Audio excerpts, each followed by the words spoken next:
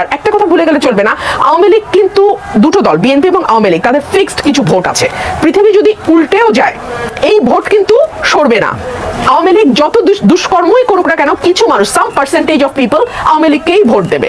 আওয়ামী লীগ কি কোনো বাম সংগঠনের মতো ছোট দল বা অন্য কোনো দলের মতো ছোট দল? আওয়ামী লীগ বাংলাদেশের একটি বড় দল। বিএনপি আওয়ামী লীগ, আওয়ামী লীগকে যদি গণহত্যার আগে আপনি সুযোগ দেন তাহলে আওয়ামী লীগ কালকে এই অন্তর্বর্তীকালীন সরকারকে নামিয়ে দিবে। সেই দিক বিবেচনা করলে সকল মতের, সকল পথের এবং যারা বাংলাদেশের রাজনৈতিক দল হিসেবে যারা নিবন্ধিত আছে তাদের প্রত্যেকেরই আসলে নির্বাচন করবার অধিকার আছে। বাংলাদেশ আওয়ামী লীগ একটি বৃহত্তম দল এবং সংগঠন, যে সংগঠনটি বাংলাদেশ নামক নামকরণের আগ থেকেই পরিপূর্ণতা পেয়েছে। যাদের জন্য আমরা একটি স্বাধীন দেশ পেয়েছি, এমনটাই উদাহরণ দিয়ে গণমাধ্যমে বক্তব্য রেখেছেন বিএনপির মহানেত্রী রুমিন ফারহানা।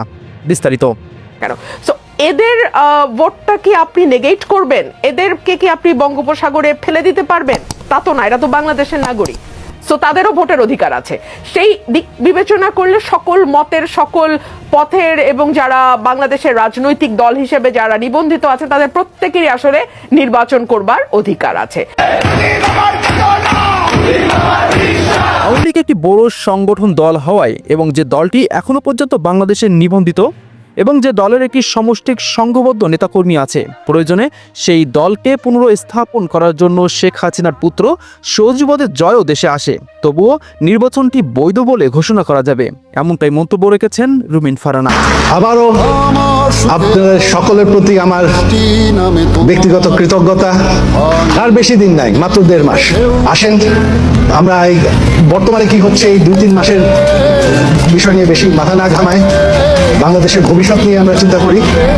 সামনে এছাড়াও বর্তমান দেশ যে অস্বাভাবিক পরিস্থিতির মধ্য দিয়ে পার হচ্ছে, বিষয়টি কোনোভাবেই মেনে নিতে পারছেন না সাধারণ জনগণ সহ বর্তমান সময়ের এবং উক্ত সময়ের সমন্বয়করা। দেশকে বাঁচাতে হলে সমন্বয় খাটাতে হবে এবং পুনরায় প্রধানমন্ত্রী শেখ হাসিনাকে দেশে ফেরাতে হবে বলেও তারা জানিয়েছেন। না হলে কোনো কিছু দাম কমতেছে না।